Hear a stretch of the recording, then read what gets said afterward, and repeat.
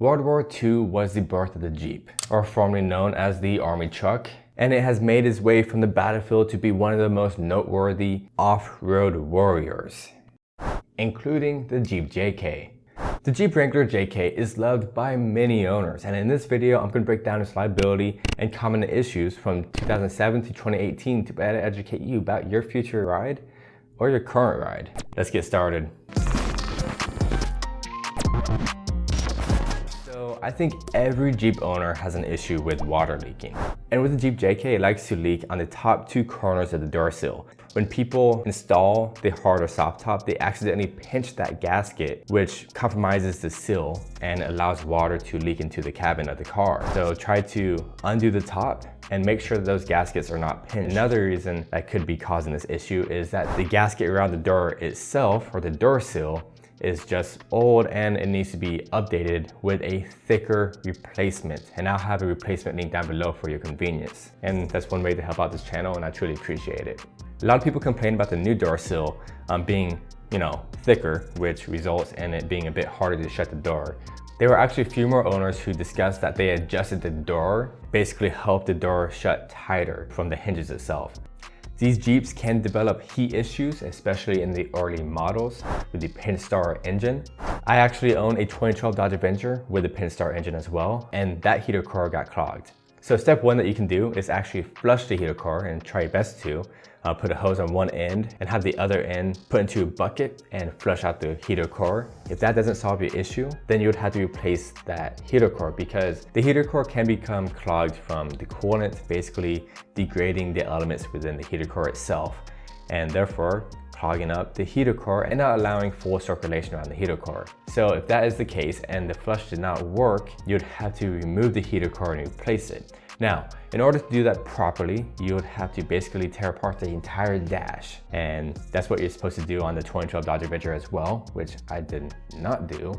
Instead, I did a shortcut, and there's a similar shortcut with the Jeep JK. So basically with the Jeep JK, you gotta open up the glove box, remove it, and kind of tear into it to get to the heater core, and then chop the heater core pipes, remove the heater core, of course, without making a mess. Make sure you drain the coolant from it before you do this. Of course, have a towel so you don't make a mess underneath there. Then pull out the heater core and install a new one. You would basically need to be using a heater hose and wrap around both metal ends and secure it so it doesn't leak in the future. There's actually a great video on YouTube explaining these steps, and I'll link that video down below.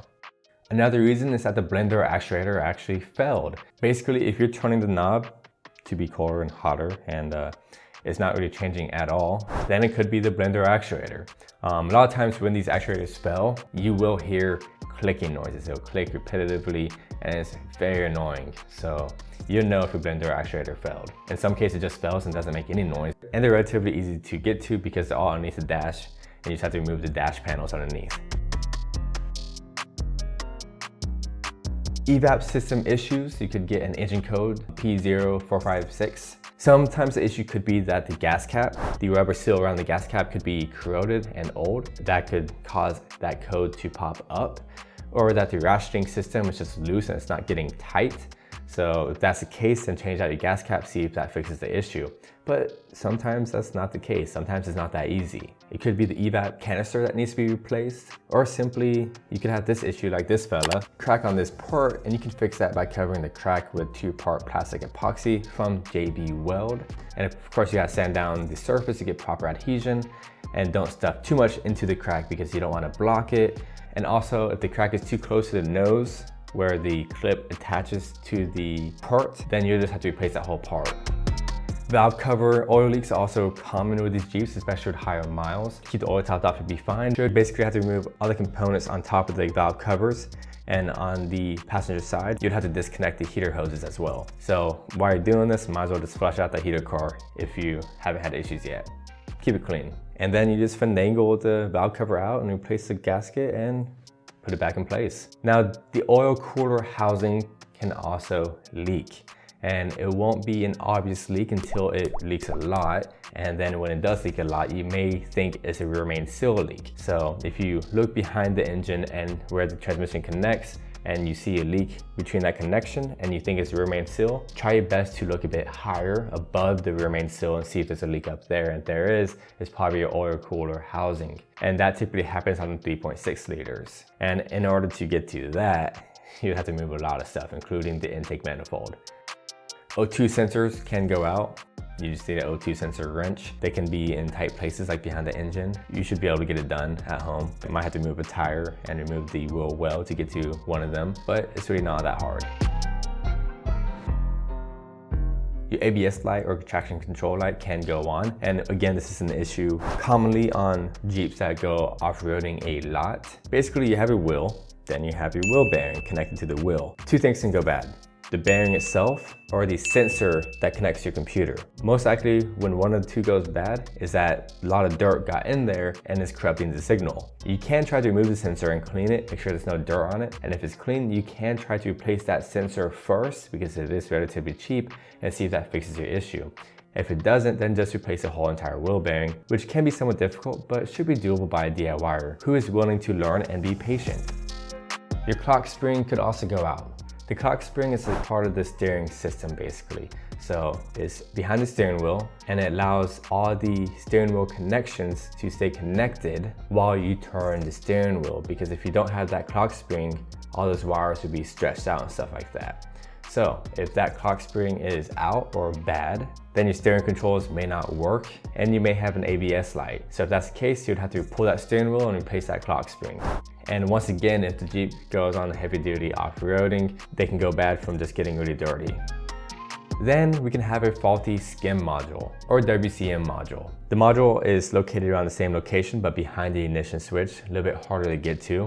That module basically tells your car security system that, hey, this key is programmed to this car so it can work properly. And if that module is bad, then it's going to think that the car is being stolen, so which is why it's not turning all the way over. A lot of times you can turn it over to accessory and lights will pop up, but you just cannot start it. So if that's the case, you'd have to get a new skim module and reprogram your key to it. And you can do that via an app, so that's cool.